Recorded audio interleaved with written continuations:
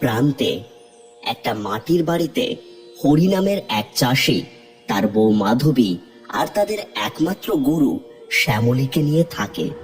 কোন রকম টানাটানিতেই তাদের সংসার চলে। উঠোনে মাধবী একটা পুরনো বালতিতে ভিজে বিচুলি ঢালছে, পাশে বাঁধা তাদের গরু শ্যামলী। এই নে শ্যামলী, তোর জন্য বিছুলি এনেছি। এখন এই শুকনো ছাড়া আর কিছুই নেই মা, তাই আপাতত এইটাই খেয়ে নে। গরুর মাথায় আলতো করে হাত বুলিয়ে দেয়। হরি ঘর থেকে উঠোনে এসে দাঁড়ায়। মাধবী, শুনছো? আমি বেরোচ্ছি। দাঁড়াও দাঁড়াও, দুপুরে খাবে যে, সেই খাবারটা তো নিয়ে যাও। মাধবী রান্নাঘরের দিকে গেল, তারপর বেরিয়ে এসে হরিকে একটা পোটলা দিল।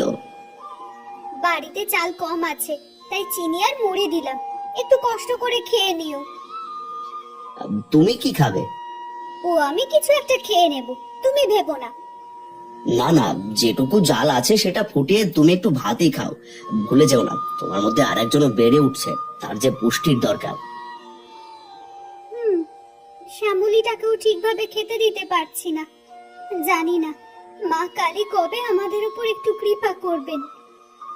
চিন্তা করো না গো, তোমার মতো শ্যামলীও যে পথে, কদিন পর ওর বাচ্চা হওয়ার পর ও দুধ দেবে। ওর বাচ্চার জন্য আমরা ঠিক খাবার ব্যবস্থা করে নেব। যাই হোক, তুমি সাবধানে যেও। হরি তারপর চলে যায়। মাধবী হাত জোড় করে প্রণাম করে। মা গো মা, সবাইকে রক্ষা করো। যাই, আমি গিয়ে স্নান সেরে পুজোটা দিয়ে দিই। মাধবী স্নান সেরে মা কালীর মূর্তির সামনে বসে হাত জোড় করে মায়ের আরাধনা করছিল।